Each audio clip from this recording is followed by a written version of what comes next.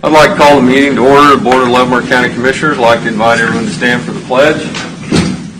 I pledge allegiance to the flag of the United States of America and to the republic for which it stands, one nation, under God, indivisible, with liberty and justice for all. Amen. Before we start our moment of silence, we've lost a lot of lifelong Leavenworth County residents this week. We'd like for everyone to remember in our moment of silence Ernest Pete Peterson. I believe, was he the first township fire department for Delaware Township and a business owner? Yes. We lost John Stickelmeyer, who ran the barber shop downtown for as long as I can remember. He's a lifetime Leavenworth County resident. Mr. Donald Ernzen, Eastern area farmer. Ronald Sample, he was a lifetime Leavenworth County member. And also George Coulter from Tonganoxie area. Fred Scheller from Tonganoxie. Forgive me if I've missed anybody. Does anybody know of anyone else? And I'd like for you to remember them in a moment of silence, please.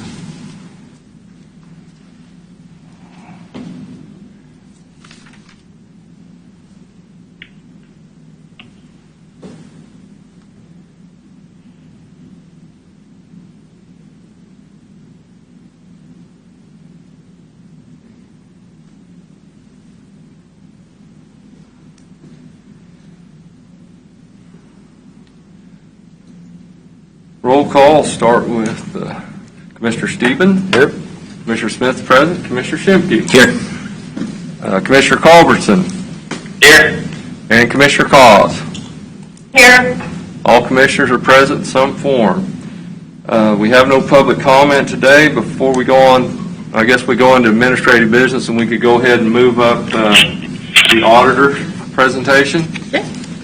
It's nice to be here. April Swartz. I'm one of the partners at Varney & Associates. Good morning. This was our first year to do your audit, and it was very enjoyable. Your staff is very knowledgeable and very helpful. First year, a lot of times there's a few hiccups, and there always is. Getting the report set up the first time, you have a lot of funds, a big county. But everyone here was super helpful. We had to do part of it at the end remotely, because we left here and planned to come back, and then we were not able to. You'll have two documents in front of you. One is the letter. This is the required communication letter. This is what we would communicate to you. The main thing at the beginning of the letter is that the financial statements are your responsibility, and our job is to express an opinion on those financials. It's a clean letter. We had no issues or findings. And so if we'd had problems or something that we felt should be addressed to the governing body, it would have been in this letter. We feel like you have a good system of controls around different areas, different departments working together on different items. There was an adjustment that we recommended for the payroll account. Due to a change in your payroll processes, the accounting and the payroll account had some differences there, and we worked with your administration and we got that straightened out and adjustment to that account. Other than that, the financial statements are exactly as what you would have been presented by Janet at the end of the year. No other changes. Was that likely just because of the payroll system change? And it related primarily to the benefits and the withholding on the payroll being recorded. The financial statement itself, if you'll turn to pages 3 and 4, this is essentially the financial statement. It gives you a snapshot of Leavenworth County for the year of 2019. It starts with your unencumbered cash on the far left side by fund. It shows any receipts, any expenditures by fund, and the ending unencumbered cash balance, which, as you know, is your cash balance that gets used on your budget document. And then we add back any outstanding encumbrances, accounts payable, to come to your ending cash. If you look on page 4 at the bottom, you will see, actually go up a little bit from the bottom, the line that says total county. The total county started with $34 million, ended the year with $41.4 million. And then you also have your related municipal entities, which are your sewer districts, and they started with $400,000 and ended with roughly $500,000. If you turn to the next page, page 5, you'll see where that money is sitting as far as in how it's invested. There's $20 million in checking, roughly $75 million in CDs. Well, I guess there's another checking, a few more checkings, but the bulk of it is in CDs and or checking accounts. You had a little bit invested with the Kansas Municipal Pool at the year end. The next several pages are the footnotes, starting with page 6, and they go all the way through to page 14. I will not go through the notes in detail. If you have questions and would like additional information after the fact, please let me know and we can provide that. Page 10, I will point out on page 10, this is your summary of your long-term debt, the different bonds that you have outstanding, the loans, the temp notes, the leases, and then you have an interlocal agreement with CPAC. So this is useful information for the budget. It gives you your maturities of that debt and the interest expense on those through the date of maturity on those items. And then I'll point out a couple of more things on page 16. 16 is our comparison where we look to see, did you spend, were you in compliance with your budget? And in all cases, you were in compliance with your published budget for 2019. So this shows the budget for each fund, the amount that you actually expended, and then the over or under variance, and they were all under. So no budget violations and no cash violations, actually no statutory violations for 2019. And then finally, the rest of the pages are all the individual funds of the county, and we'll look just quickly at the general fund to show you kind of the way it's set up, and then I won't go through the rest of the funds in detail. The first page on 17 shows you the revenue of the general fund, and as you know, the general fund is the main operating fund of your county. So this will show you the revenues that were collected and what you budgeted for those revenues and how it came in compared to what you budgeted. And you can see you budgeted $20,500,000 in receipts and actually collected $21 million, so a little bit more than you budgeted. And then the next section below that, starting with expenditures by department, so we'll just pick on the county commission. It always is listed first. So your budget was $468,000 and you expended $464,000, so your department was under budget. Now the budget law applies to the fund in total, not departments. So even though there may be some departments in the general fund that are over budget, which is not good because your budget is your management tool and your operating budget and what you want to base your operations on, it's not a statute violation if a department is over budget. It is, however, a management problem because obviously either you need to look at your budgeting or see why you're consistently being over budget in a certain department. The rest of the funds are a lot less complicated. If you'll turn to page 21, and I promise this is the last one I'm going to go through, this is the county health fund, and the rest of the funds will look like this. They have their receipts and expenditures, no departments, and you can see your actual versus your budget, and then your ending cash in each fund. Now, you were not required to have a single audit this year. You were very close, and depending on what type of funding you received based on the COVID, that could easily push you over the threshold next year to where you would need the single audit, which is the additional federal audit. But we don't know yet which of those COVID funds will actually be considered federal expenditures for the single audit purposes. PPP What's the line for that? $750,000 in expenditures. The PPP loan that a lot of entities are getting, those have been determined to not be subject to single audit, but the EIDL, which is the emergency loan from the SBA, are considered for the single audit. So it will be yet to be determined what the funds you're receiving in the various departments will be. But again, we've already priced you the cost of a single audit, and I think it's like $2,500. It's not a large sum. Because generally, what happens in a single audit is we have to test up to 40% of your federal expenditures, and normally at a county, the bulk of that will be in some of your health department aid. So that would be my presentation, unless you'd like more detail. No, I just hope we meet the threshold to get an additional audit next year. You might be the only one in the room that hopes that. I don't know. I just had one question. You do a lot of municipal and Yes. county audits Yes. across the... Yes. In looking at ours in comparison to other entities, is there anything that stands out in comparison that you would point to us? Well, the larger the county, the more staff you have. So I would say, Leavenworth is probably our largest county that we do. So you have adequate staffing in each of your departments. A lot of the problems we see are problems with controls, being able to separate duties and that type of thing. Your general ledger is well structured. Things are consistent between your funds, which is nice. Your AP person, Debbie, she's one of your most vital people for an auditor, and she knows her stuff. She knows the answers to the questions. Not that everyone else didn't, but she's the one we get the nitty-gritty from. So I would say overall, as far as controls and processes, you would be toward the top of the ones that we do. Okay, I hope the newspaper guy picks up on that. Mark, we did have 2 departments that exceeded budget. Can we make sure, so the treasurer's office and also the county attorney, can we make sure when we're doing budget planning, we get in depth as to those overages and making sure we're addressed in 2021? Sure. I think. Commissioner Schimke, one of 2 things that the county attorney came in last year and asked for an enhancement to his personnel. If you'll recall, Yep. We didn't amend his budget at that time because we knew it wouldn't create a problem for the general fund. So that was the reason timing. why his was over. On the treasurers, I believe she came to you earlier this year and discussed some of the issues that she was having. So. Well, that was still pretty fluid because we were still trying to figure out Yes. where we're ultimately Yeah, going to but- land as far as 2020 goes. So. We will make sure in the 21 budget to discuss that further, and she will be before this board with her budget as well, so you can bring that up at that time. And then I might just point out that our services include any help you need throughout the year. So anything that Janet or her staff need, that's all part of the fee that you agreed to. So if you need anything, you have questions or concerns, feel free to reach out. We're here to work for you. So. Okay, does Very anyone good. have any other questions of April? Thank you very much. Thank you. Thank you. Yeah, Hopefully next appreciate it very time, much. no masks. Let's hope. Let's hope. Thank you, Commissioners. Thank you. You bet. Thanks.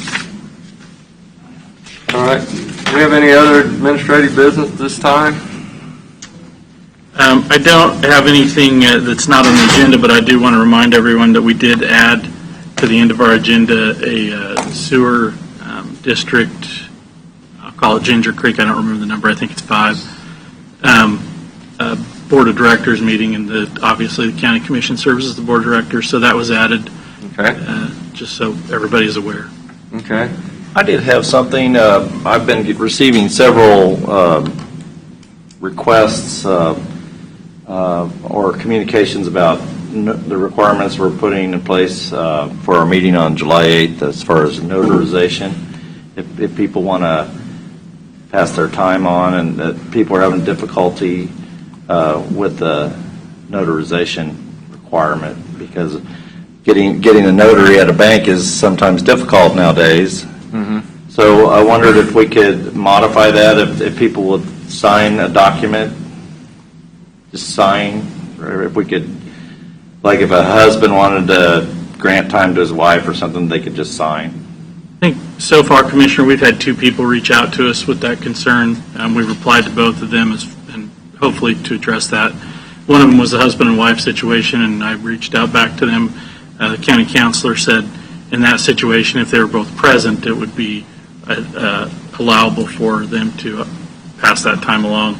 The other one, there are opportunities for people to get notarization. The governor has an order in place right now that allows, so you don't have to do it in person for a notary. You can do it via like a Skype or a video conferencing of some type.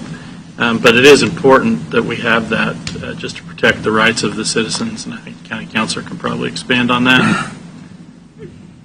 Yes. Commissioner Stieben, members of the commission, the board discussed and did apply the requirement of a notary public signature with respect to those transfers, largely because the transfer affects the substantive right of an individual. And when that substantive right is transferred by one individual to another, the presence of a notary signature is a level of protection really for the rights of the persons involved. It's a policy decision on the part of the board, but I'm certain you've all had experience with legal documents dealing with purchases of real estate, for example, that require notarization, and It's for a level of protection. It's not meant to be a burden. If it really becomes a burden, as Mark stated, we've had 2 instances where people have reached out to the county. We believe we've accommodated them while protecting the rights of the persons involved, and we're willing to continue to do that at any direction of the board. David, would it also be fair that, while I could see viewed as troublesome for, as Mike mentioned, for those that want to attend, risk mitigation on our behalf as well? So, for example, if we didn't prove ahead of time, and again, interrelation I think is different, but that someone yielded their time to someone else and then after the fact wanted to negate that they gave them time, that might put risk on us relative to that hearing or instance? Yeah, Commissioner Schimke, the scenario you outlined is troublesome at best and perilous at worst. And we will, I assume, I mean, since we provide notary services here, if there's anybody that's impacted by something we're doing at the board level or planning level or any other, that we would make accommodations for them to come here if they wanted to do so in person versus Yes, if they would virtually even with make their an bank. appointment to come in and get something notarized, we certainly have numerous notaries in the building. We can make arrangements for that. Okay. Any other questions on the documents needing to be notarized? I've received a few emails also, but I thought we'd address it today in the meeting, so that should answer anybody's questions. I guess, Mike, I would have a comment is, I agree when it's substantive legal issues that the requirement for notarization is important. However, in this case, we're talking about people delegating their time. We're not talking about conveyance of property or some type of legal issue like this. We're talking about conveyance of your 3 minutes. So I would think potentially the board could agree that if you had a signed document ahead of time to that effect. And Mark, what is the they have to notify us how far in advance of the meeting on the July 8th are they supposed to get their document in? I can't remember. I think it's the week before. I'd have to look at the document to verify that it's the week before. 10 days. But if they notified us in writing, and maybe not necessarily notarized, but in writing a week ahead of time, and then when we look at those documents, if we say, well, there's an issue here, then we could follow up on it. We'd have time. And we could leave the notarization requirement in place, but give the leeway to Mark as a county administrator in certain cases that if need be, he could make those an exception.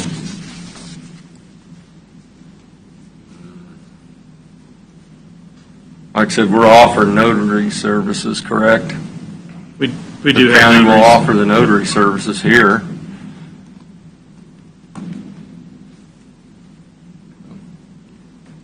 Okay. Any other thoughts? No, I mean, I totally understand where Mike's coming from. I think Well, I do at the end of too. the day, we get, legal advice, and there's a reason for it. My bigger concern is less in a, spouse or when there's a relation and they can be here so that we can validate. It's that somebody yields someone's time. Maybe somebody's going to get a handful of people to donate time.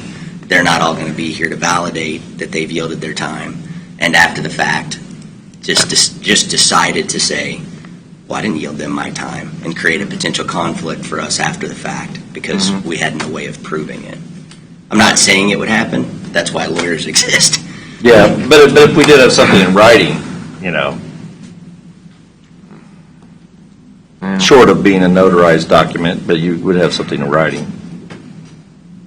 Like I said, we're providing the notary service. But if you have to drive up from Linwood to come to the courthouse, that works a hardship on some people. Do we have a notary at the annex? I don't know that. Okay. I don't know. All right. I mean, I think, again, if they were to, let's say if they were to reach out to their local banking institution and they can't do so virtually under the current guidelines, then I think I'd be more supportive, but I have a feeling they'll get the accommodation they need if they tried. I just would like to give the county administrator leeway if he felt that it would be necessary, that give him the leeway to make those decisions short of a notarization in certain cases. I think it would be more fall under the county counselor. This is a legal issue we're talking about. Commissioners, as much trust as I have in Mr. Lawfrey, it's not the issue of time, it's the issue of the right to speak and to be heard. As I believe we've said many times, a person can do that by the form of a letter, which is always a preferred route because then you have a written record of it, or a person can speak orally. It's the right to speak that is at issue, and that right is important. I fully understand, Commissioner Stephen, your concern, and it is an inconvenience, but since it affects a substantive right, I believe that was the justification by the board in making that a requirement. We're certainly willing to make any accommodations we can under the current system, that is finding a notary for people. We notarize documents here at the courthouse with no fee, and we can continue to do so. It's really a policy decision on the part of the board, and that requirement of notarization is simply a level of protection. It's purely at your discretion. Commissioner SCHIMKE does raise a point that it could unnecessarily complicate matters if I produced a document saying I have your time, i.e. your right to speak, and then you later appear and say I did not give that, where you then deprive your due process rights, tainting the entire procedure. So it's protection of substantive rights and it's protection of the integrity of the entire process. But again, it's a policy decision on the part of the board. I would say this, if there's folks that are like listening on here, if you have an issue and can't find somebody to notarize, we will find somebody and we will help you. Please reach out to us. Commissioner, again, the intent is not to create an obstacle, it's a level of protection. Okay. Any other thoughts? And we'll move on. Mr. Walker, you know, or maybe Mr. Knoll would know, is the noxious weed department going to rent sprayers this year to folks buying chemicals? I don't know if that discussion's come up or not. I was under the impression that we were going to, but I can verify Okay. that. Yeah. The person who denied. Well, I guess we're not renting sprayers yet. Not that I'm aware of. Okay. Check with Alan. Yeah. I mean, maybe it's possible that we could get started renting the sprayers, because we're selling the chemicals. Because a lot of people depend on the county for the sprayers. So. On that same note, I had a call this week on the distribution of chemicals and with the COVID-19, how we're doing it now. And question was, they're having to meet here at the courthouse to. Is there any chance that for people down in southern Leavenworth County that maybe we could have some kind of arrangement where at a certain point during the week or something we met at the annex or something for folks in the southern part of the county? We could set up any type of rotating schedule. The annex was the second choice that they had discussed. But for consistency of not having to miss a day, sending some people here one day and some people here another day, we can just kind of consistent with the courthouse. But if it is the direction of the board, we can always accommodate that request. I got a call from Perks Hours. It works at kind of a hardship for folks down in the southern part of the county. Maybe once a week they could, like, if they made arrangements and. Yeah, we can accommodate anything. It was an attempt at consistency in a known location. Well, We could visit about just that. Just leave that up to Mr. Knoll and Alan. I'd hate to make a trip for, have them run down there for just one person, then we're almost getting to the point where we're doing door-to-door delivery. So, but obviously we want to help accommodate as many people as we can. So if there were several people down there that needed to meet, I could see that would be valid. But Maybe we can visit about it, I guess. Okay. And to get back to your point, we just received a text message. We have not written the sprayers yet, so we can Okay. how many requests we've received. I can verify that, but Okay. we're selling the chemical. We won't be able to apply. Yeah. Sounds good. All right, any other administrative business, Mr. Alford? None. Okay. Then we'll move on to the consent agenda. Does anyone have anything that needs to be removed and considered separately on the consent agenda? No questions, concerns? I'll entertain a motion to approve the consent agenda. So moved. Second. Have a motion and a second. Any further discussion on the consent agenda? Voting? Aye. Aye. Aye. Commissioner Cox votes aye. Commissioner Culbertson votes aye. All right, thank you. Are we ready for Crystal? I think, actually, Bill is up Oh, first. no, I'm sorry. We changed our agenda up with the No. auditor. Yeah. Morning, Bill. Mr. Noel, how are you today? Good, how are you guys? Good. What we have before you today is an action item for a policy. This policy has not been a formal policy adopted either way by Leavenworth County in the past.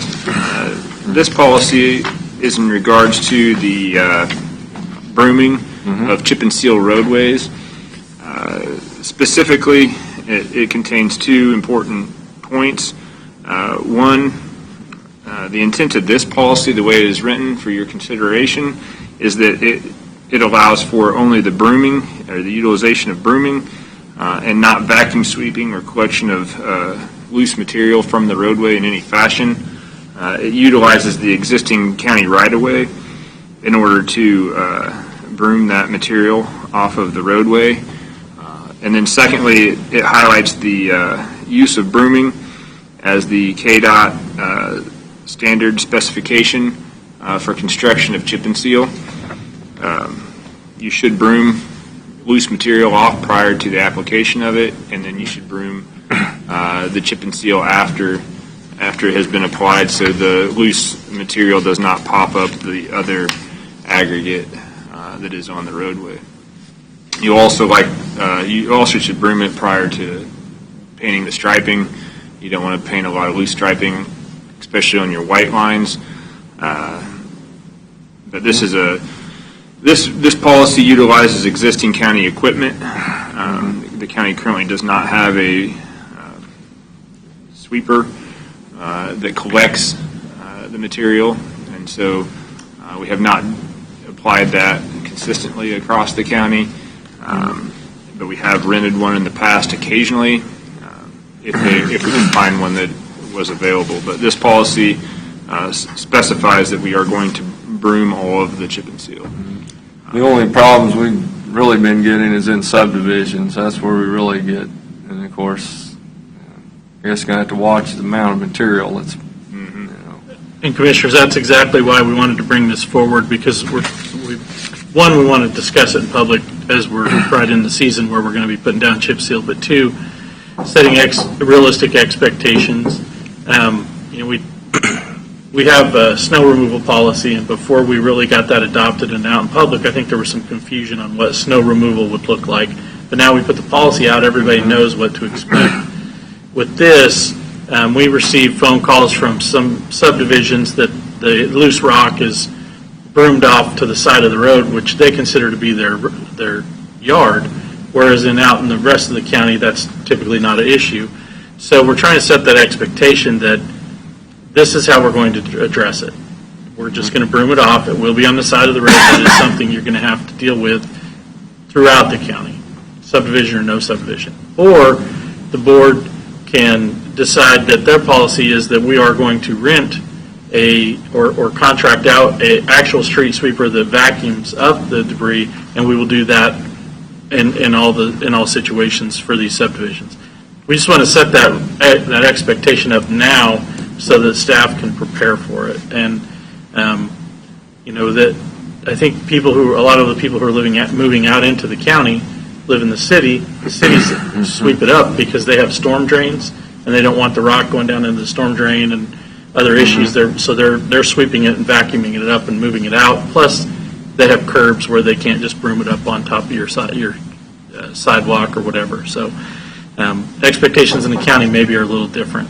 And if they're not, if the board wants to do the vacuuming, we need to know that now so that we can start making preparations and get that budgeted as well, because it is quite a bit more expensive than just doing the brooming.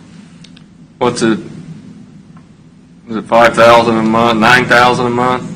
Last year was $9,500 a month, plus the 9,000, man hours. That's Plus the the machine man rental. hours. We rented it from a equipment dealer in St. Louis. Right, so you had to go to St. Louis to get it? Right, part of the problem was the access when you wanted it, right? Because everybody there's a high uses it at the demand, same time. right? And you definitely don't want to purchase one. And none of the other Like local 300? municipalities own one either, so we tried to partner with them to reduce the cost. 300,000 for the machine? Close to, I believe. I haven't priced one lately, but a couple years ago I had priced one in a different instance, and it was 270,000, I believe, or something. Annual maintenance on them is really, really high as well. All Well, when that it dirt that they sets- suck when it up, it really is sets- hard on the equipment.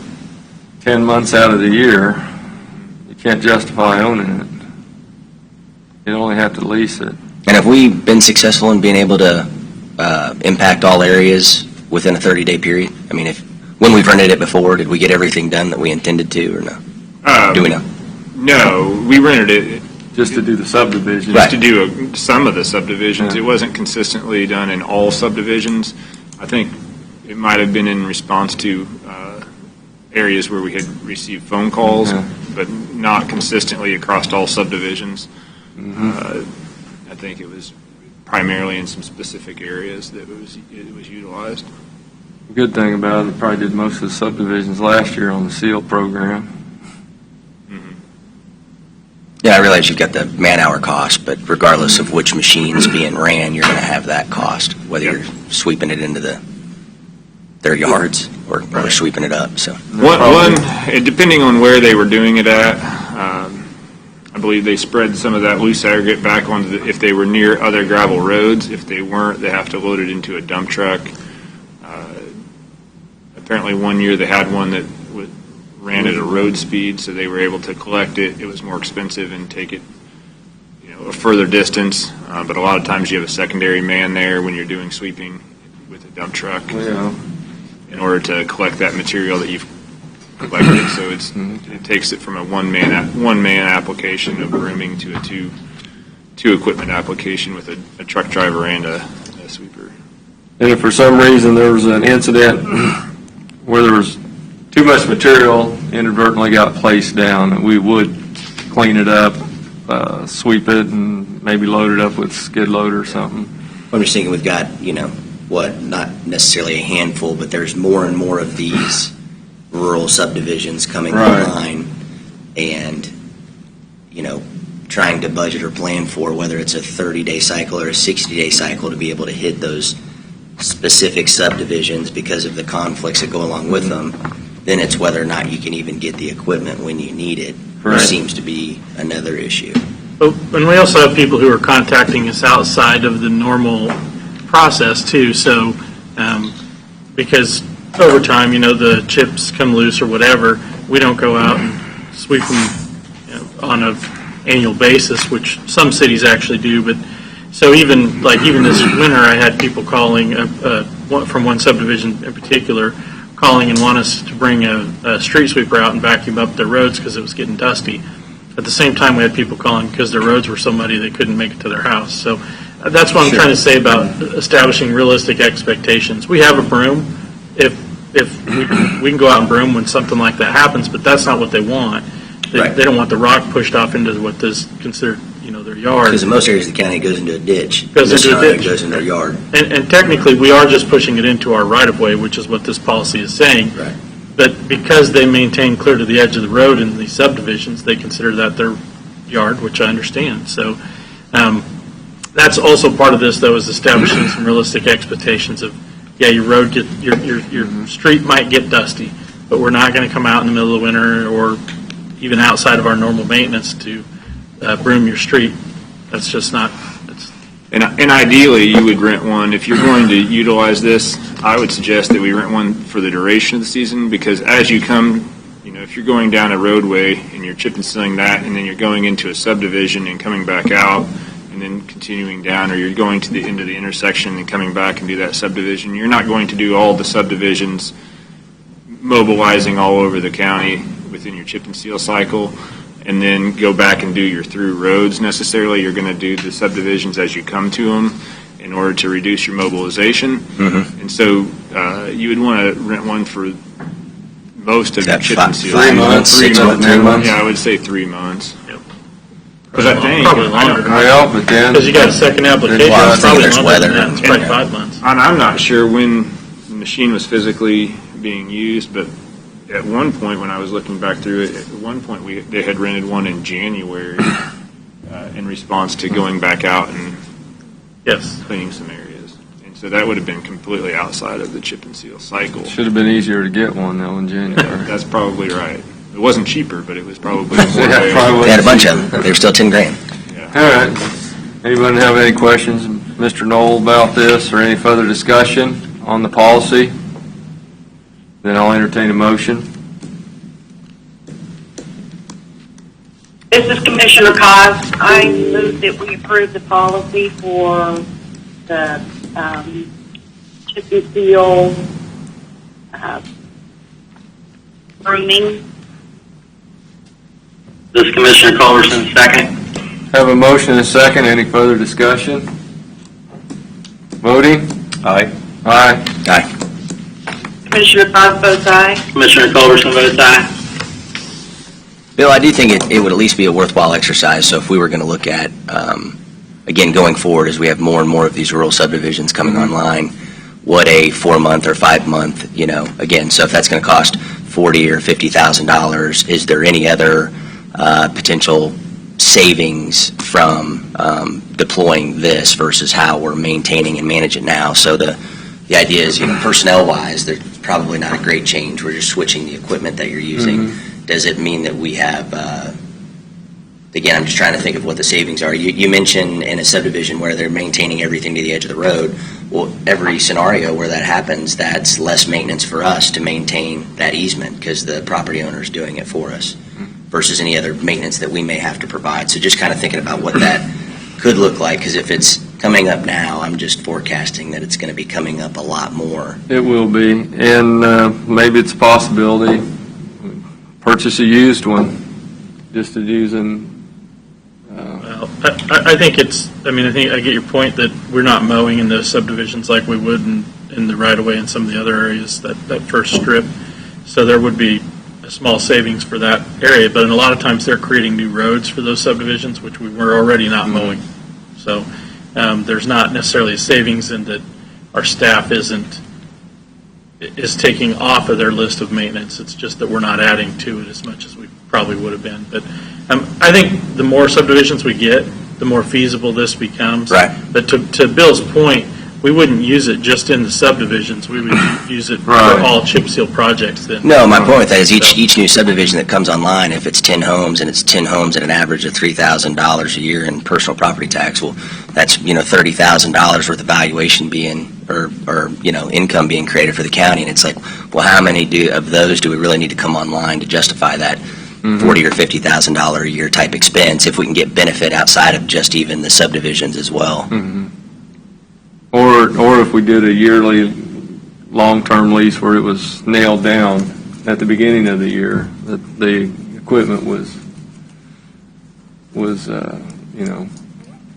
earmarked for Leavenworth County for 4 months. What kind of? Yeah, I'm guessing the longer you lease it for, the easier it is to acquire the machines. And some of it goes back to whoever's running the broom needs to be aware of where they're doing the work at. So if we're in a subdivision, we don't want to run the broom staggered and just windrow and windrow and windrow till we have till we have all of the loose aggregate in one windrow in one lot. Right. And so if you distribute that out evenly and you're applying your oil at an accurate rate and you're getting your machines calibrated correctly with your chips, you're not going to see a huge amount of, it's not like you're going to have a whole bunch of rock in one location. Sometimes when you get into cul-de-sacs and you're trying to turn a chipper through a cul-de-sac, you might get a lot of overlapping where you have some loose material.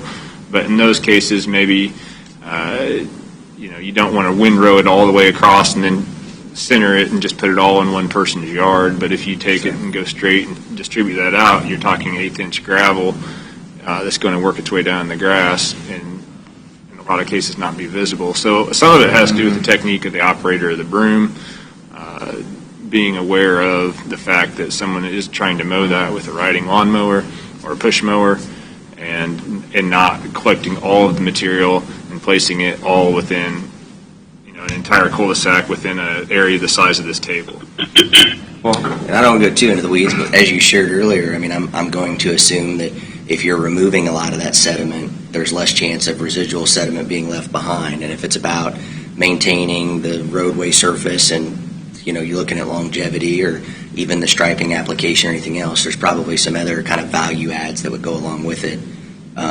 Again, I'm just assuming, unless we're saying it doesn't matter which one you use, the road surface type is, or the road is left in the same condition either way. It doesn't make a difference. Okay. Limestone's the worst. Yeah, and you're doing the same thing, whether you broom it off the road or you collect it, you're just getting it off the road either way. I'm just thinking when I use a broom, a lot of times there's shit left behind. Oh, no, both of them are brooming. When I use a vacuum, it usually gets sucked up. Well, one's not actually hardly vacuuming. One's using a broom to throw it up into a trough, and one's just throwing it out into the other. They're not, I don't know how much they're actually vacuuming up versus just using the broom to throw it into the trough. And we can talk about it at budget time, see if maybe we want to talk about leasing, what it would cost to lease. I guess at budget time, could you get us a number, what it would take to lease for 4 months a year? Well, and I don't know what that break even is, how many more developments we think it would take to justify it, but that's something Well, probably I'm kind of confused on your average $3,000 home. Yeah. It's kind of low, huh? That sounded like you were being very conservative there. But, And there might be government, I haven't explored it, but we can also see if we can find any government lease options. But then we'll be paying for it. Maybe we can get a 400-hour lease.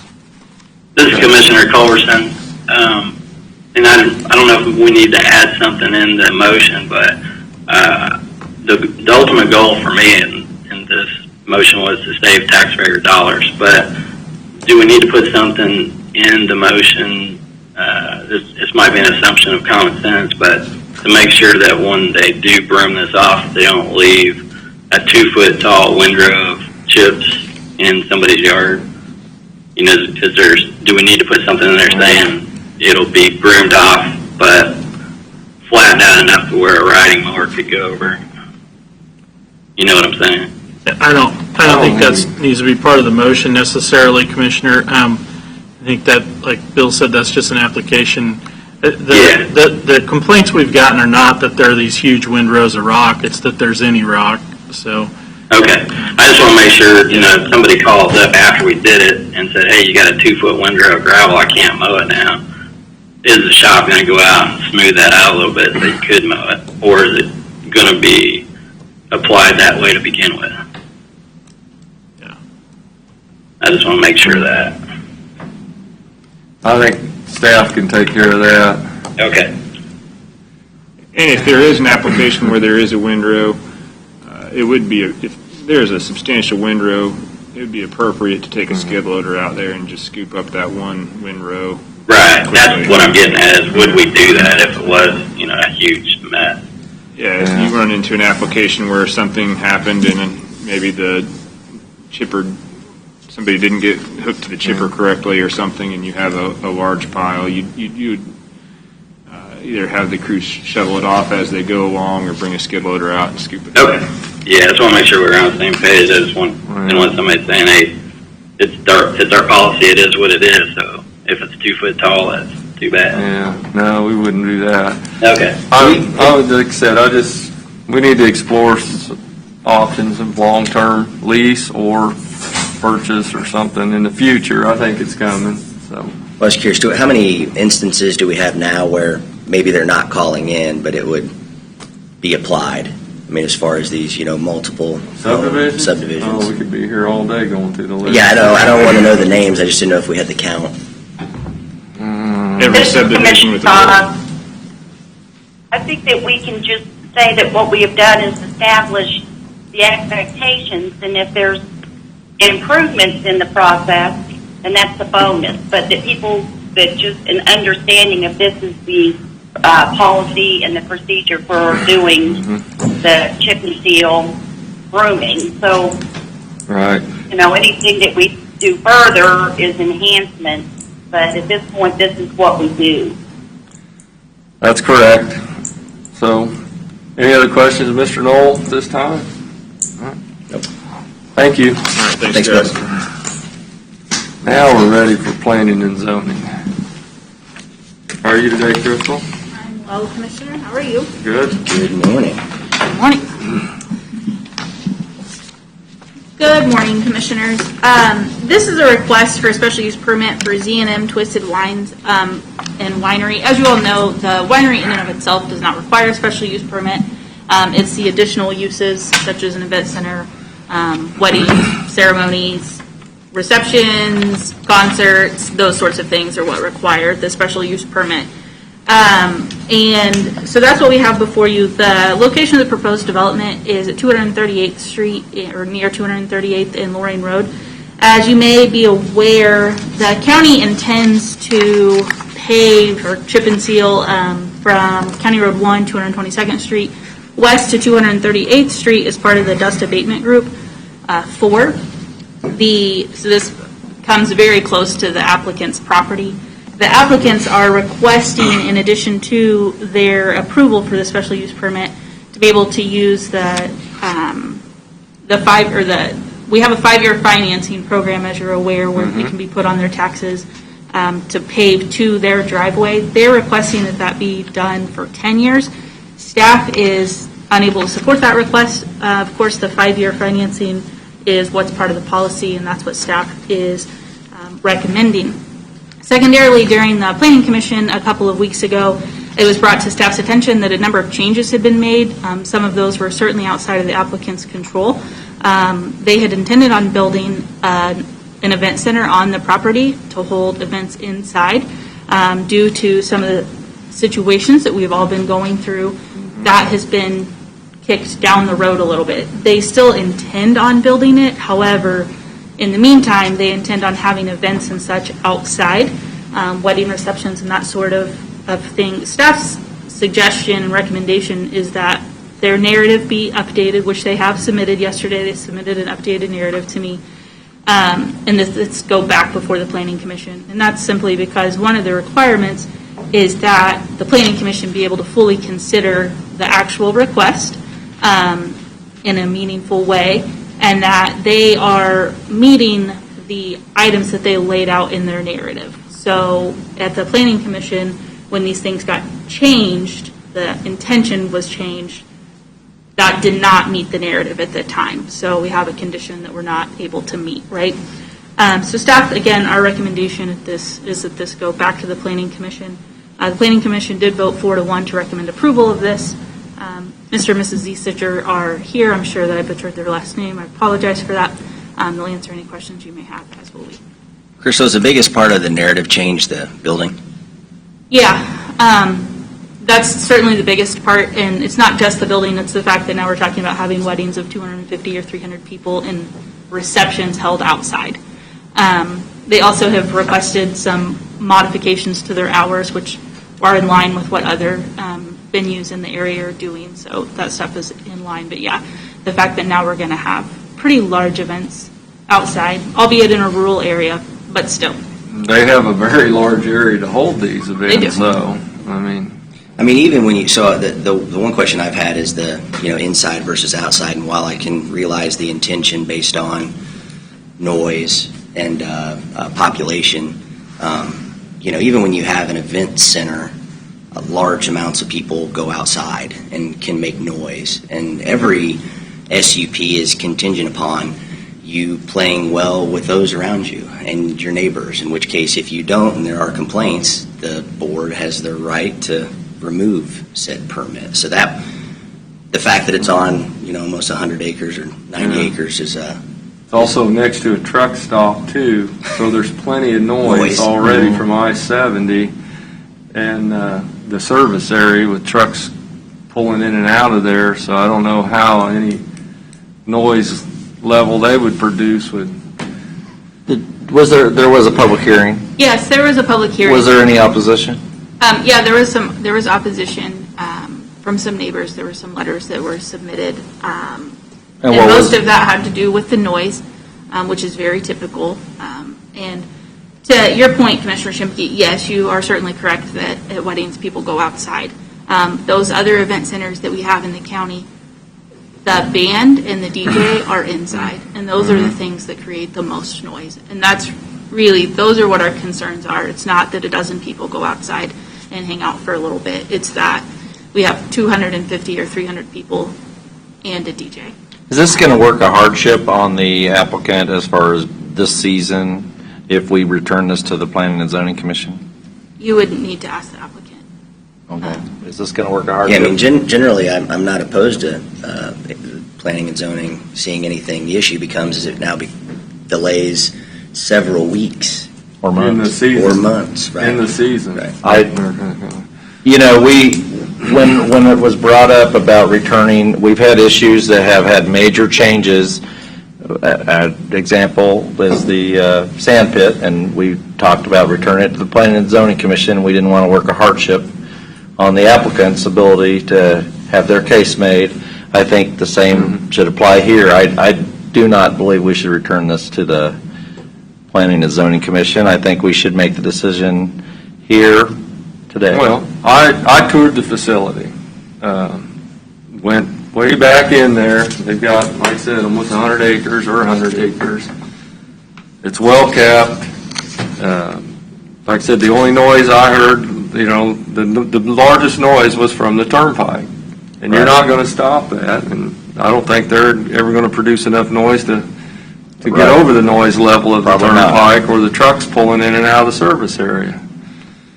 But it is still the intention that they will eventually have an inside venue. Yes, correct? that is their intention. So it's Okay. temporary. So I don't see any problem with proceeding myself. I mean, the one issue I have is the extension from 5 to 10 years. Like, I wouldn't support that. The Commissioners, I'm not even sure that you can support that because that creates with 10 years, it creates what would be a benefit district, and there's a certain process for that. The 5-year program that we have right now, the board has allowed because of the elimination, basically, of the PRP program, which really wasn't intended for this use that they're talking about. Wasn't say did it even meet the deadlines when it was applied for? I think they put in an application with the stipulation that they were going to come to the board and ask for this 10 years. So they're on our list for this year because of that. Obviously, I don't know where we are with our program, but they did get the application turned in, but they wrote on the applications that it was subject to the approval of the 10-year extension by the board. And I don't believe that you can, as the board, even do that without creating a benefit district, which requires quite a bit more legwork and would not get done in the next 5 Is 10 years the magic number for a benefit district? Well, I think really we're stretching it to 5 years, to tell you the truth, and especially since that 5 years is no interest. So precedent would be, I mean, we have never done a 10-year extension. We've not went past 5 years on that program. Okay. Okay. Well, the county's done the first mile from on 238th to 238th to County Road 1. And that was based on traffic count. So I wonder where we are on traffic count on this road now. Were we going to, the next time we put together a group of roads, were we going to do this road to take it over to 24 Highway to tie it in? Or we don't know. We haven't got the traffic counts, and they're not doing traffic counts this year, I don't think. I can't say that this is on any current capital improvement plan for extension.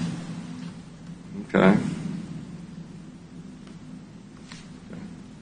Is that, if it's 5 years, is that going to make it so you're unable to complete your project?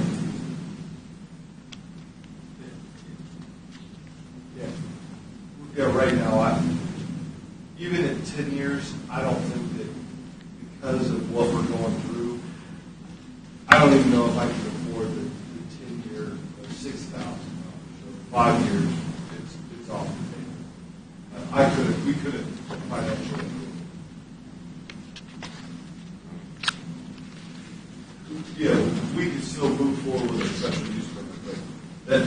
take that off the table, it's okay. Just leave it as gravel, and then we eventually, whatever we can do, or we can look at it as the years, as we grow. But our thoughts were, like you said, Commissioner, we got to think about our neighbors. There's going to be dust. So how do we be neighborly? We thought when we first came up with this in February, March, that we could potentially address it and afford it over a 10-year period. If right now we can't do that because of everything, because of our finances, and because of what the rules are, maybe next year we come back, and if we have a great year in 2021, I come back and go, hey, look, can we get on a 5-year plan and try to take care of that? And that's just because the way we feel, we've got to take care of our neighbors so that they want us to stay there. Makes sense? Yeah, I mean, I think there are some applications, like we've talked about Scottwood, where it would help. It would help. But there's plenty of spaces now operating off gravel, and while not ideal, I think that would be your longer-term, plan. So, Okay. One thing, Commissioners, that I would want to bring up is that we have had complaints from some of these other event centers that we've allowed at the end of a gravel road by the neighbors, and we've discussed how do we address that. And the opportunity to address that is when they come in for their use permit, which is now. I'm not saying that there aren't event centers on gravel road. I'm just reminding you that we have had complaints about similar event centers being on gravel roads that create a dust issue for the neighbors. It's not just bringing it up so that if we get those complaints, you realize that that's not uncommon. We do get complaints from other event centers throughout the county that are on gravel roads, and this would be the time to address it. But Crystal, you typically, when this would have come before you, you would not have required a hard surface road. So when the engineering firm took a look at this, based upon the most current data we have on Loring Road, which is not the most up-to-date data, and the proposal, the typical traffic for the winery is, or for the event center, is going to be fairly low. Now, we'll have those peaks, Fridays and Saturdays when you have events, and that's when you're going to have 200 cars. When you stretch that out over the course of time, it doesn't necessarily warrant upgrades to the road according to the engineer. However, one of the things that they did recommend is that we go out and regularly do traffic counts on this if this were to not be improved, and that in the event that improvements need to be made because of the traffic, that the applicant is responsible for those. So currently, we didn't require a traffic impact study to tell us exactly what needed to be done. However, that may be in the future, and as Mr. Lockery stated, now is certainly the time to come to a resolution on how we impact that, because yes, the barns, the wedding barns and such that we have on gravel roads, every summer our phones ring over and over, and so do yours, about the gravel and the dust, and there will be substantial dust. But the engineer at this time did not say that would be required. It said that it did not warrant a full traffic impact study. Okay. That would tell us exactly. So we could proceed. We don't currently require it. Correct. This is Commissioner Fox. Would it not be incumbent upon us to enter into discussion with the applicant the potential for a benefit district, so that if that's something that might be of interest, that those plans can begin to be put in play? That would require, on a benefit district, would that require what percent of property owners? 51%. 51% of property owners would have to agree to the benefit district? 51%, excuse me, Commissioner, Chairman Smith, members of the commission, 51%, I don't have the statutes in front of me, is the threshold for a petition to where it comes before you for consideration. There is, Commissioner Cos is correct, benefit district may address this issue, but the benefit district will require the time and study as necessitated by the statute and review by your staff, both at the planning and engineering level. If we proceeded now with this, that doesn't preclude the fact that we could do this study and look into a benefit district in the future, but we could still proceed and let the applicant go ahead and open their business. For this That was season. my point. This is Commissioner Cox. Okay. Any thoughts? No, I think it's worth discussing in instances like this that, because again, you bring up, we've had multiple examples where, neighbors have come in and are concerned about the dust, and it would seem that while this is the preferred solution, is to hard surface, could we not have a policy that enforces, hey, look, if there's a certain number of complaints, then you have to go down a dust control option. While that's far more affordable, over time, you'll probably quickly see that you might be better off to hard surface anyway. But looking at something like that, I think would make sense so that there's some teeth. Because again, if you're being a bad neighbor or bad business over time, then we're left with that option, but to pull that permit. So doing some things, I think, proactively to help them address it if we're forecasting that there could be some concern with traffic. But I'm also kind of curious, while I am in favor of a lot of the reviews that Olson does, I'm not sure why on some of these smaller efforts, less engineering related, we're having so much governance from. That's another topic, but. This is Commissioner Cox again. Have we made a decision as a board that we're going to make consideration? Is that the consensus, and not remand this back to the Planning and Zoning Council?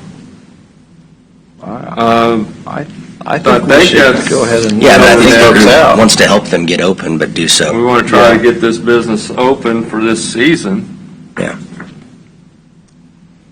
Well, I just was making sure so that, we make clear that we have decided that we're not going to send this back to Planning and Zoning, and that we're going to make that decision ourselves. I think that's where we're heading. I mean, part of being pro-development is being pro-development. Well, And move it. These I folks think- have invested effort. I think now's we have a few, I agree with what you said about setting a policy. I think maybe a work session at some point. Yeah, because that's across any, operating businesses that would fall into that category, correct? Any event center, we have a policy that we look into the dust abatement and those issues, and probably noise too.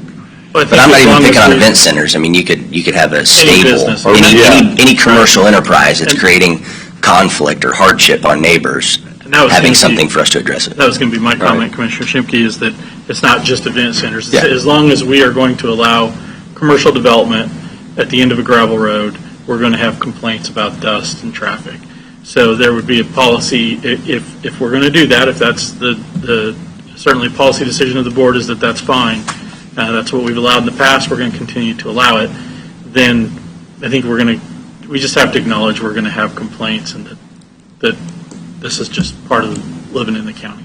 And I think that's what I was getting at, not that we need to have a policy that says you must pave the road. It's just that when the complaints come in, we acknowledge that we are creating the problem by allowing these commercial developments, and that's just part of it. Well, no, we've got there are a couple things we can do now to help mitigate that. It's creating a option 1, option 2, option 3 for that business owner and finding out what's the best fit for them that would alleviate, you're never going to completely eliminate, but alleviate some of the trouble to the neighbors. So. the chemical would help. Yeah. And we wouldn't have to do the whole road. You could just do it in front of people's houses. Sure. But then that creates a maintenance nightmare, maintaining between the patches. Right. So every good idea results in another problem. Yeah. Well, I'm saying, but and I don't disagree with that. That's why I'm saying you can chemical end to end. You can hard surface end to end over a 5-year period. And over a 5-year period at 0%, somebody please tell me where there's a better deal out there. Mm-hmm. And then if that doesn't work, then as I think Commissioner Cos recommended, maybe we look at longer term options and what's viable for businesses and still makes sense for the county, right? So, Very good. any other discussion on this? This is Commissioner Culbertson. I was just going to say I'm definitely pro-business wanting things like this to be approved. And okay, but I think the gravel dust is an issue that we need to figure out. Okay.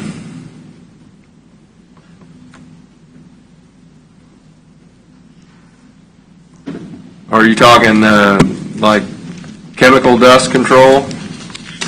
Yeah, I mean, any of the options are favorable over leaving it gravel, and benefit district sounds good, but I didn't want to put a burden on adjacent property owners that just happen to be in the benefit district, to impose any fees on them to pay for it.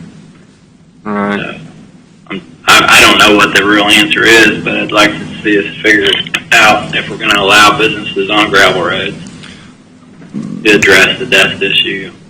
But again, the thinking being is there are already businesses operating like this. We don't want to penalize this one. We'd like to help them get open. I do think we do need to create a policy that, because again, we're not going to do that on the fly, that addresses this business and others where we receive complaints. If there are no complaints from the neighbors, then we're trying to solve for nothing. If there are complaints by a considerable number of neighbors, then again, going back to options, there's chemical applications that you can do multiple times a year that would drastically help and are much more affordable than a 5-year hard surface solution. And I was even talking about a 10-year solution, Jeff, where it's a benefit district, but it doesn't fall on the other property owners. It's just 10 years for the business that's creating the issue. So I think there are some things we could do as a policy that doesn't negatively impact those neighbors, but again, not try to implement it specifically on just this business, but realize it's something that's needed if we're going to help more and more businesses open in rural areas. So. Yeah, exactly. Can a person do a benefit district, just one person, and pay it? You can make it any shape you want. Mr. Chairman, members of the board, Commissioner Culbertson's comment is actually, with my compliments, correct. You're given great latitude in tailoring benefit districts. I would hesitate to tell you right now that I'm 100% certain that you can do that, but there would be a means to arrive at that end. Okay. Is that something the applicant could, but on a benefit district, if we put it in a benefit district for 10 years? So, excuse my ignorance of not knowing what a benefit district is, but what we don't want to do, and we can't do this to our neighbors, it's our burden. Right. It's our traffic. We're going to bring it to that section that we're looking at. So if and when we can come to something where we can afford it, we need it. The onus is on us. Mm-hmm. Gina and I believe that we've got to take on that onus. There may be other issues, but that I know will be addressed. I mean, I drive down there almost every day, so it's a dusty road. So if we can do some short-term fixes that I can afford, that we can afford, I'll go to whatever working meeting and get that. And for long-term, we as a business, we want to work towards potentially extending that asphalt down from Loring Road, because we are going to hopefully draw traffic off of I-70 that exit the Tonganoxie, Eudora exit and come down Loring. Mm-hmm. So I think it would only be beneficial to everybody and for my neighbors that we hard surface in front of us. Okay. From the stop sign, 238th. To basically the bridge. Mm-hmm. The Turnpike Bridge. Yeah, and I think in most instances, you'd have to have, again, a 51%. So the majority of people would want to share in that burden, which likely isn't going to be the case. So again, the option is going to be, hey, as a business, I'm going to take on that full expense. You're just allowing me to do it over a longer period of time to help us with cash flow. Just call it a benefit district. Yeah. You can do it as a benefit district. It's a way for us to help you get to the 10 years Okay. outside of a 5-year program for a commercial entity. We're just saying that could be an option, so we want to look at what those could all be. Okay, absolutely, I understand now. Maybe we missed the window for this season. I would like to say we're going to be busy, but I don't think it's going to happen. but hopefully our finances work out for it next year. I can address the benefit district, and if we could go that 10 years, I mean, you're absolutely correct. The 0% to pave that, and I think that also shows favorably on what I'm trying to do with my neighbors. And I don't want the onus to go on them. Right. Okay. This Any is other Commissioner questions? Culbertson. Yeah, that's exactly what I was talking about. Okay. This is Commissioner Cos. That's what I was trying to allude to as well. Okay, so we got everybody's questions answered on this. Ready, I'll entertain a motion. First of all, Commissioners, you do not have a resolution here today because the recommendation was to send it back to the board. That's typical of any of these recommendations, back to the Planning Commission. So the direction would be to prepare a resolution addressing the issues that were brought up, put them into the resolution. That'd be on next week's agenda. So moved. This is Commissioner Cos. Because there has been the change that Crystal brought up, does that put upon us the necessity of having any other public hearing? I don't believe another public hearing is required. Thank you. And so basically in this resolution next week, it's going to address the fact that there's not currently a structure. There is the intention of having a structure. I don't know if we put any type of timetable or anything specific to that. But obviously anything that we've just been talking about in way of policy and dealing with the road has nothing to do with this application. That's going to be a work session at a time to be determined. How are you going to frame the benefit district? Are you going to say There that? won't be any language about a benefit district in here. That'll be future if the applicant wants to come back in and approach that as a solution in the future. I think that this will be just a typical resolution approving a special use permit for the event center. It would probably include the fact that in the future they may build a barn or may not. They are asking for 10 years on this, so that would be the only other thing that may be outside normal is, so the board, I'm just bringing it up so that, to make sure that that's what you want in your resolution next week. Because we're still 5 with the renewals being 10.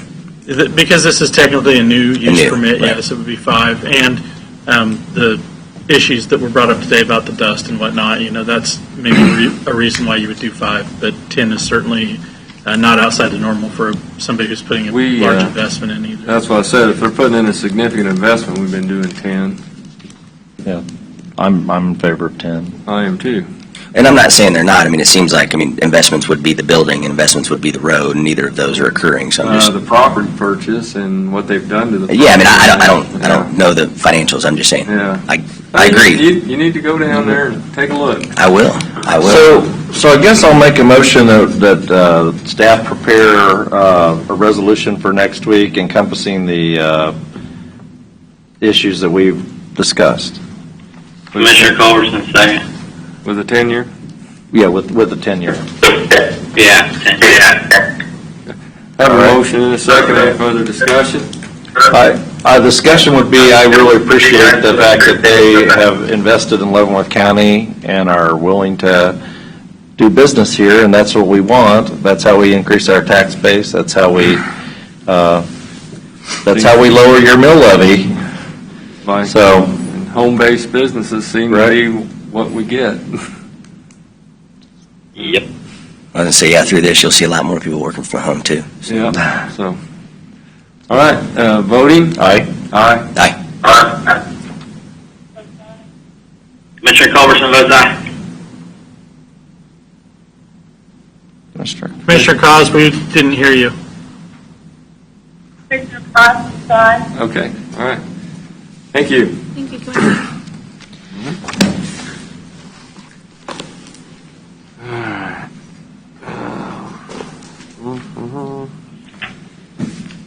Do we have anything else before the board, before we go to the board of the sewer district? Yeah, I wanted to bring up something, Commissioner Culbertson. Okay. It wasn't in the consent agenda because it wasn't on the regular items list, but when we talked about sending out letters for addressing properties that are missing their addresses. Can we make a formal motion to get that direct staff to look into finding a way to fund that issue? I think they were going to check with E911 funds with Chuck to see if we could pay for a letter sent out to 6,000 parcel owners about sure their driveways have addresses. Was you able to reach out to Mr. McGaha? I reached out to Mr. McGaha. He has to ask the committee to see. I think, like I mentioned, that would be borderline whether it'd be allowed to use 911 funds on that. The committee's going to review it. I haven't heard any answer back, but I would not want to assume that we could. That's why I asked that you also authorize that we use your discretionary funds in the commission's budget if the 911 funds can't be used. Okay. That way it's not coming back a second time or third time. Okay. And I know when we originally put addresses out there that we use, I'm getting a lot of feedback on that. We originally used E911 funds first time and addresses, and they've changed the rules on what the addresses were since then. I think it was 1997. That needs to mute their phone. Yeah, whatever it is. Okay. I think we got it. Okay.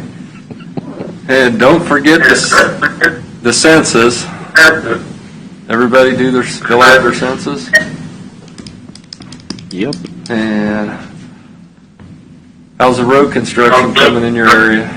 Go check that and see if there's something on over there. Well, I hear that the Golden Road's getting ready, but I've had people from that area call me and tell me that they're really getting ready. Yeah. I haven't heard the latest if that's started yet. Got your area complete? Yep, looks good. Looks good. Yeah, great. Working off of State Avenue now. And we did have one, 178th Street north of State Avenue. We're gonna leave that gap. I don't know what happened there. We got pavement on each end and we didn't tie it together. I didn't catch it either. I mean, on the map it looked like it was doing it because I knew the north end was paved. So we've got is it a half mile, 3/4 mile? I think it's about 3/4. 3/4 mile stretch that we got. Well, that'll be a work session deal. That's a work session deal. We need to get that one for at least next year to tie that together to make it connectivity there. But anyways, commissioners have anything else that have attended? I know we're kind of limited on what we can go to. Tomorrow we have LCDC meeting, and you'll be attending that? Yes, sir. Okay. And Mr. Commissioner, I did attend the Unity Walk on Saturday, and it turned out really well. okay, that's good. And I listened in on the City Commission meeting last night. Anything else? This is Commissioner Culbertson.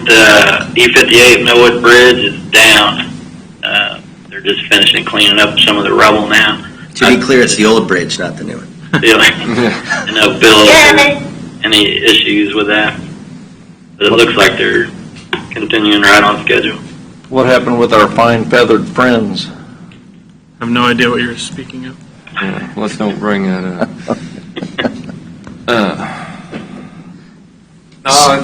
I was just going to ask Bill, so real quick, so that's 3/4 of a mile, give or take. It's probably, I think we've been low 40s per linear foot on a lot of these projects, so that's 160 grand, give or take, is probably what that cost would be. I mean, I'm just estimating, obviously, but Yeah. as far as that gap goes. Yeah. Okay.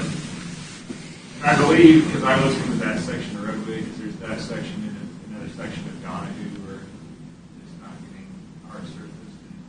I believe that through the PRP program where a lot of these roads were created, there was a property owner through that section who owned a large parcel on the east side that refused to be part of the PRP program. And so when the PRP program became the investigative program, that section of roadway was excluded, simply not Included. Yeah. But it would be in the future, we need to probably try to connect these roads together for Donahue Road. efficiency on maintenance.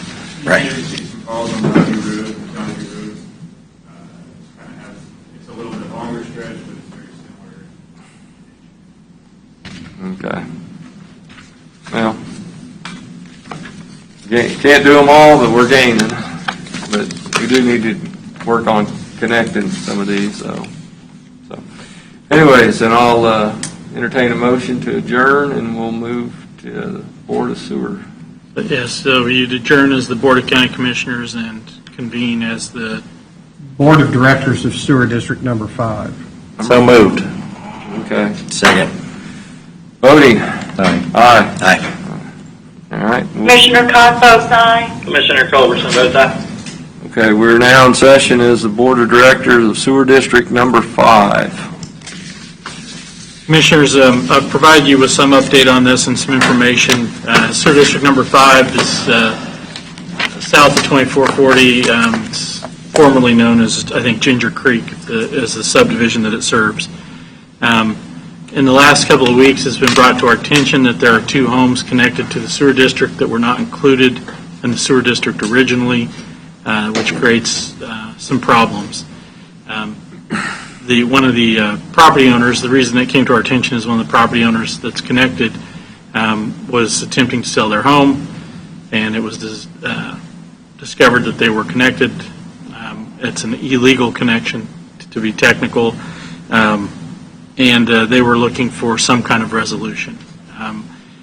Unfortunately, on our end, we can't provide the resolution that I think they're looking for. We have a responsibility to the current homeowners and members of the sewer district, and there is, I guess, a very formal process, would be to say the least, on how you add properties to a sewer district, and there are some challenges with the particular house that we're speaking about currently. There are some challenges with it because it is not located not next to it, but it's 1,800 feet away from where the current sewer system is provided. So there's challenges there. There's challenges with the way it's connected. Challenges that the infrastructure that's in place currently is not in a recorded utility easement. So just there's a lot of things which I think I've laid out to you. But for the sake of the current property owner, I believe she's here. So she's obviously can speak to you directly. But I think from our standpoint, from the county standpoint, and from what we believe is best for the sewer district, we're recommending that these properties be, at least this property, because again, we want to get it resolved for her with the sale of her home, that this property be disconnected and reconnect to either the existing septic system or that a septic system be installed on the property. There is an existing septic system? At one time, it was connected to its own septic because the house was there before the sewer district. I don't know if it's still there. I don't know. I mean, it's not our property. We can't go on it and look. I don't know if that was tore out by the previous property owner when they connected illegally to the sewer district, or if it's still in place. If it's still in place, I don't know if it's functioning, but that would be our direction, is that they either reconnect to their existing septic or have a septic system. So if they hook to the sewer district, I'm assuming they didn't come in and pull a permit to remove a septic tank. We do not have any records that it's been removed. Okay. And this But I'm not saying it hasn't been. This is gravity fed to? No, this it house has a is a lift station. Or a A pump? grinder pump. They have a grinder pump that feeds to our lagoon system. So it's a pressurized line Pressurized line. that goes to the sewer, It's 1,800 feet long. 1,800 feet. And then the Ginger Creek, they're not grinder pumps, they're all gravity, correct? Ginger Creek is gravity fed to a lift station, which then lifts Yeah, to we have the lift station down there lagoon at the system. corner. Yep. And one of the other challenges here to the commissioners, and I've pointed out, that is Ginger Creek is actually one of the sewer districts that we are responsible for, that we're attempting to, I don't want to say get rid of them, but we're attempting to get out of the sewer district business and move them over to sewer treatment facilities that are in place if they're close and can connect. This particular sewer district is a prime sewer district for that, because they're It will be the next sewer district to be decommissioned? Yes, And it- hooked to we the already city of have- Vassar? Yes, that's correct. We have already looked at opportunities to connect them to Baser. We were hoping that Baser was going to do a sewer project there, had discussed it a couple of years ago, but it never came through, that would move them even closer. But we have estimates on what it would take to connect them to the existing Honey Creek subdivision sewer. So that, I mean, with this house being that far away, if we abandon the lagoon system, there would be no way to connect them to what we're talking about without putting in a new line, maintaining a grinder pump. So there's some significant cost. It's not a simple, let's just flip the switch or let's just turn it on today and say allow them to go forward. Even if we could resolve that they're on property that has no easement and the grinder pump and everything else, there is a process to add them into the current sewer district, which is 5 to 6 months at a minimum. So we've had a lot of discussions about inspections or lack thereof and things that happen in the county, but one of the very few things we are involved in is septic and sewer. Like, how is this even possible? Well, Anybody know? the developer did it probably on his own at the time he did the subdivision. We don't inspect those. I mean, we inspect septic systems, and Right. we inspected the subdivision when, I mean, obviously they met the needs, went to the grinder or the lift station and all that. But this property is, I mean, it's a quarter mile away. There's, if in the dark of night or on a Sunday afternoon, if they had it trenched in, there's no way that the county would be aware of it. I mean, it's. I just can't even understand the mathematics of why you'd run 1,800 feet versus, Grinder pump in. and- yeah, and just jack it a instead of using septic, your just a septic. standard septic. I mean, one, obviously, because it was, we believe, the developer who probably did this work. In Sorry, fact, we're sorry sure there. they did. They probably tied it into the cost of the subdivision, and then going forward, they don't have to worry about maintaining a lift or a septic system. They are on a actual sewer lagoon, which the county is maintaining, and they're not paying anything because they never included their property on that. I can't believe the grinder pump lasts 25 years, It would have almost had to have been replaced at some point, but but the county wouldn't have replaced it. who knows when? It wouldn't have been us. It's the property owner. So Huh. But even if you were able to get through all of the headwinds that have been outlined via the internal discussions, you're still looking at several $1,000s worth of expense, probably at a minimum just in being onboarded to that sewer district, if that could even, again, if all of those other obstacles could even be solved. yes, it would be So thousands. notification would have to be sent to every household in that sewer district? We would have to have an engineering study done that would estimate the cost of allowing them to stay on or connecting them in the future if we move over. We'd have to have that done. We'd have to conduct a public hearing, which means we'd have to notify the people in that current sewer district that we were contemplating bringing on a property, additional properties, and that cost would have to be shared with them. This board votes ultimately, but then that group of people would have the ability to protest. So it's not only that, before you could even get to that point, you have to address the issue of the private easement across somebody else's property.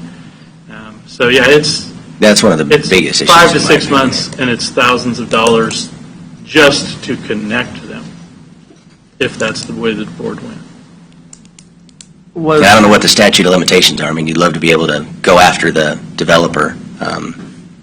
Commissioner Schimke, members of the commission, this matter has only been on the table for us for, I'd say, 2 weeks, but we have spent, and by we, I mean Mr. LOUGHBY, myself, and your staff, considerable amount of time in trying to come up with a resolution that is not overly burdensome to either or any of the parties involved. The developer who we believe made this illegal connection has passed away. Secondly, under Kansas law, after 10 years, the statute of repose, not statute of limitation, comes into play, and any cause of action the county would have had, or any party would have had against the person who caused this problem evaporates after 10 years. So that ship has sailed. The process that Mr. Loughery outlined to you with respect to a sewer district has to be followed. The county has done it in the past. The last time we altered a sewer district, it resulted in roughly 2 years of hearings and studies and subsequent litigation. It can be a very cumbersome process. We've been informed that there is a potential closing date on the sale of this property towards the end of this month. So inclusion of this property within the sewer district is not a practical option. So that's really kind of where we are with respect to that.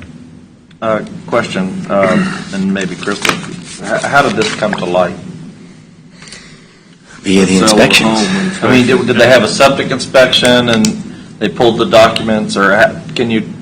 So a resale inspection is required by the county. Unfortunately, they don't always happen, but in this case, they did.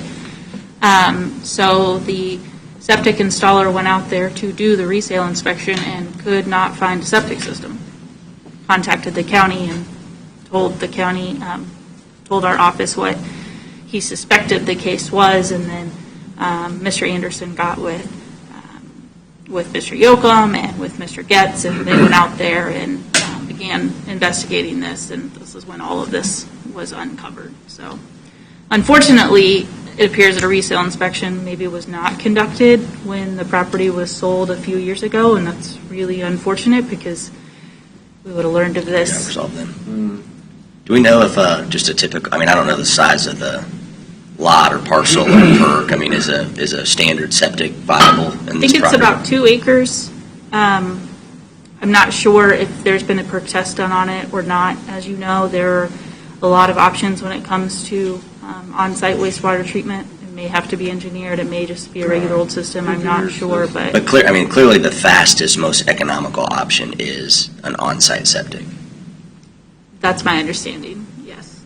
It's my belief. It's definitely the fastest. Yeah, I mean, I can't even see another. And working with the property owner, I mean, obviously, we're willing to work with them to give them the time they need to get off of the sewer district and onto theirs. We're not looking for any back taxes on it for that scenario, back assessments. It's just, I know from the applicant's standpoint, it's a terrible dilemma. I mean, there's no good scenario. Are we sure that only 2 houses are involved in this that are illegally attached? Well, you said there were 2. The 2 houses that we know are illegally attached were both the developer's properties. One was his and one was a family member's. There are other houses in that area where this particular house is, but we have no indication or reason to believe that they are connected. So are we, I mean, if we make a decision on that this house has to be disconnected, I assume we're going to have to. We will work with the other property owner as well. The difference is that property owner is not trying to sell their home, so they didn't need an answer like before the end of the month, which is why we moved this onto the agenda. Typically, it would have been next week, but I know that they're waiting for an answer, and that's why we brought it forward now. Is the other property owner aware? They are aware. Yes, we've contacted them. The other difference is that person's lived there since the time that the connections were made. They've lived there the entire time, so there's not a property owner in between that's going to get hung with any kind of an expense. Unfortunately, in this case, that's what's happened here. This is probably the 3rd property owner at least. And Digger Jim came up with an estimate of between 11 and 18,000 to do a septic. I think 10 to 12 was the number that we got. 14? Okay. I think he just on the fly over the phone said typical septic systems 10 to 12, and when they probably reached out to him, they said 14. So probably what's going to happen is you're going to have to negotiate this into the deal, probably. Because it would cost more, sounds like it costs more to hook to the sewer, if it could even be done. It would, again, It at the very least, that's 6 months out. Yeah, I mean, I don't see any scenario where that's not way more expensive, but clearly going to take much longer. That way. And then the cost is there's still a cost out there to the board. Plus, then we would have to look at assessments in arrears back to when the connection was made, which adds up. And then you have to assume that the 36 people who live in that sewer district aren't going to throw a fit about us bringing that burden onto them. And Because what it are would be the only assessments? grinder pump in the entire district. Mr. Chairman, members of the commission, Dave Van Paris, as usual, I'm going to throw something that makes it, quite frankly, even worse.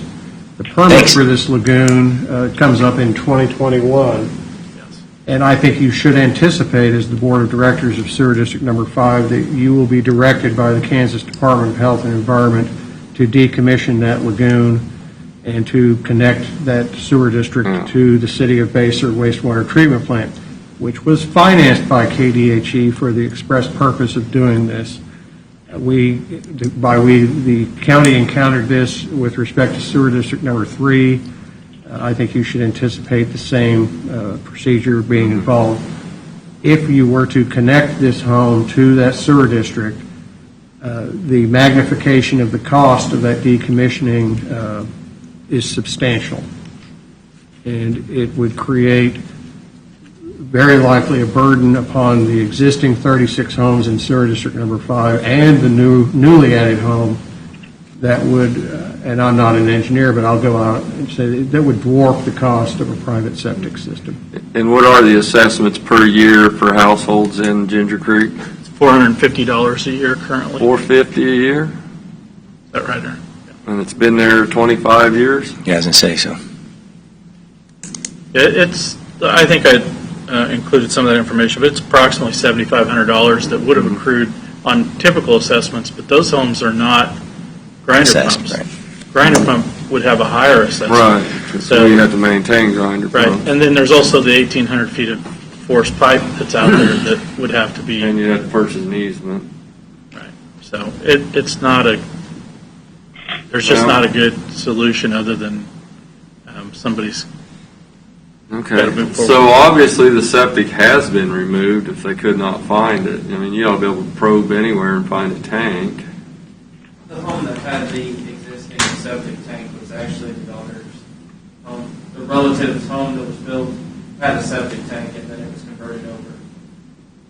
Oh, okay. It wasn't Well, the home. So this home here never This had home a septic? here was done by the developer and was connected illegally, I'm guessing at the time that he built the home. Okay, all right. I was under the impression it was the other way around.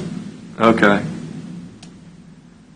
This So- is Commissioner Cos. Just out of curiosity, has it been determined how the sale of the home took place without inspection? 4 years ago? Yes, 4 years ago, and Yeah. what role the realtor plays in this? Or disclosure documents? Yes. Commissioner Cos, this is David Van Paris. Had the system worked the way it is supposed to, there would have been disclosures by the sellers on several occasions that there, quite frankly, was an illegal sewer hookup. There should have been sales inspections which would have detected the absence of a septic system and the absence of any formal connection of the property to sewer district number 5. I don't believe either of those occurrences happened, and that leads us to this unfortunate point. However, examining that, the county would have no private, or would have no standing to bring any action against the parties previously involved in the sale of that property. So we've looked at that potential avenue from the county perspective, and it's foreclosed. This is a question for the realtor.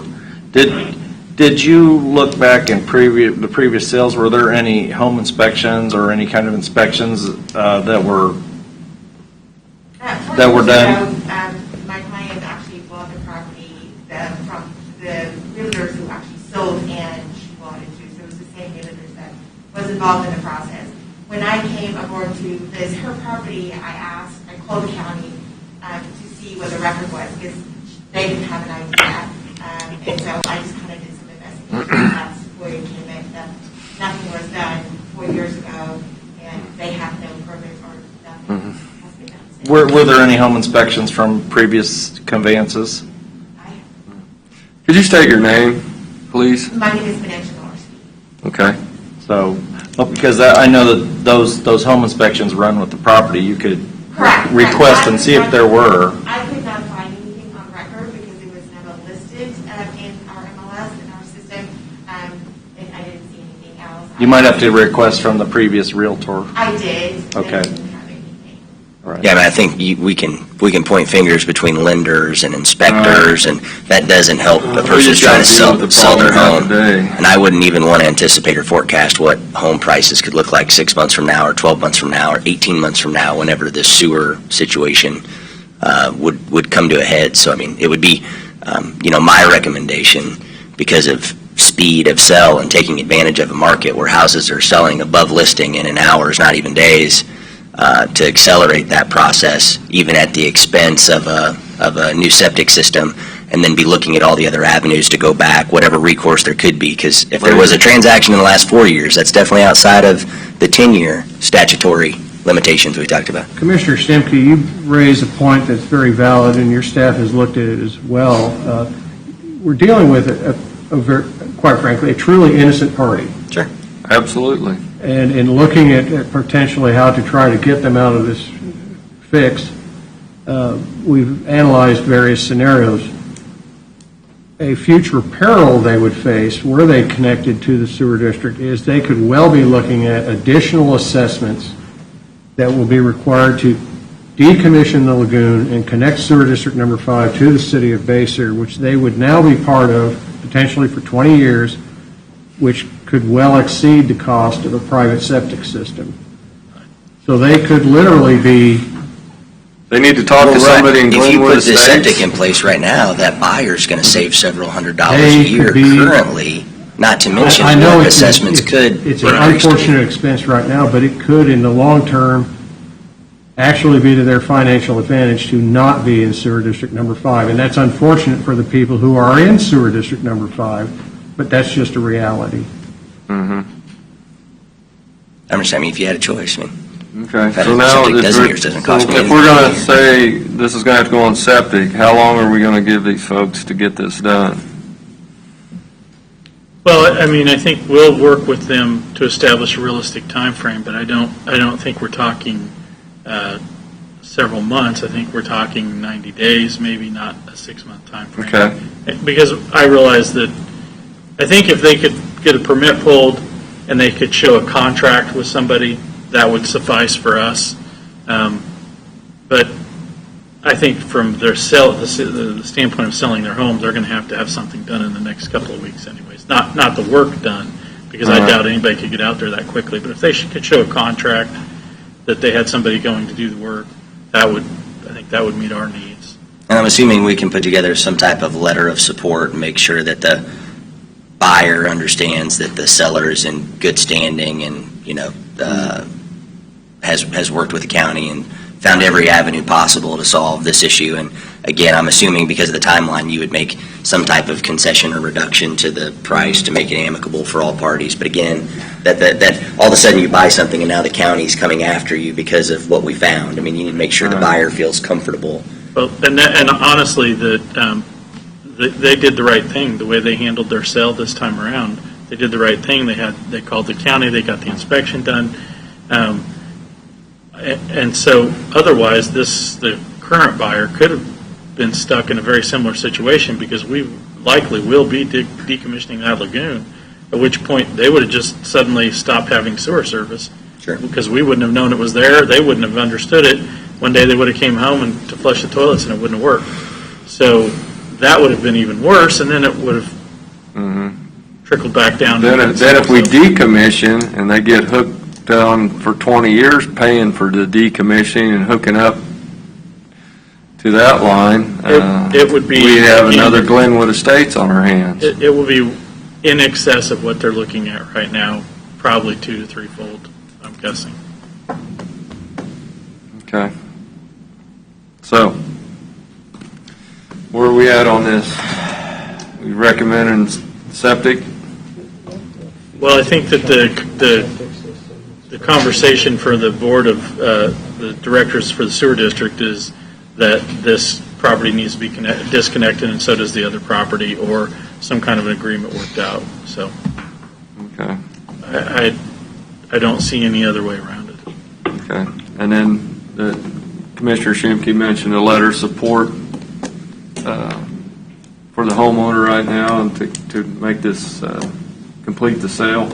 Yeah, but I think anything that we can do to help support, obviously, a very unfortunate situation, so that the buyer feels confident about the property that they're purchasing and that there is a path forward. And while the amount is still TBD, whether that's 10 grand or 12 grand or 14 grand, hopefully not, that there's a path forward over the next, again, that's 3 months, you should be able to move, I think, relatively quickly, 90 days. given what the problem is.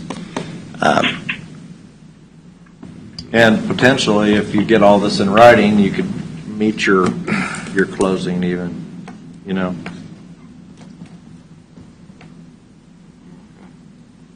And I'm sure your realtor's more than experienced enough to negotiate the fact that there will be savings over time, not just immediately year by year, but if what you're forecasting in 2021 is to happen, there's a substantial savings. Then again, not just the ongoing cost of a sewer district. So, Okay. We need to make other than that, I don't know what else to motion. say other than sorry. Can I speak? Absolutely. Could you state your name? I'm the current owner. I guess for me, the biggest concern is I understand putting a private septic in, but my family's being punished for the builder doing something. And the builder is the other one that's the other property that's also illegally disconnected that you will have to deal with. So why can't we go back to the builder and ask them to put the private septic in on both facilities and make them pay for that cost? You can ask them to do that. We Why can't the can. county not do that because you're shutting it off and you're asking it to be paid for? Wouldn't you go back to the builder originally? If this had happened in any other circumstance, you're the only second owners of this home. It is the builder and then us.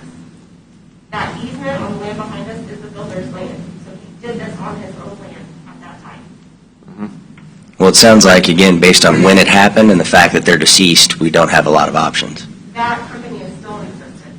The trust is what sold us the home 4 years ago. Raymore Industries is still in existence. Would this be a private cause of action? Commissioner, you have no legal standing to proceed against the developer other than to try to collect back assessments. Okay, but the landowner would potentially have The standing. current owner potentially has a legal claim, and I would suggest they possibly consult with private counsel on that. So, but of course, you know, once you get into all that, it's very expensive. Yep. You might as well figure septic system's cheaper than paying attorneys. No offense, counselor. None of it. I mean, and I know that you're wanting a certain price, but probably sit down with the two realtors and come to an agreement is the best bet. Okay. Is the decision also going to be made for the other home as it is closer to bring them into the sewer district versus cut them off? Because I believe their line is next to our line. I think that that's what's going to happen as well, and that's going to be difficult, I think, We'll too. be addressing that with the other property owner. Right. We're just trying to get yours So you can dealt solve with so it. you can close on your I own. have a feeling this will be a no deal. Okay. And what was your first and last name? Ashley Wilson? Wilson. Okay. Thank you. It's a pretty good seller's market, though. You might be surprised. I just don't have the funds to afford it right now. Maybe we can get the buyer to do it. Okay.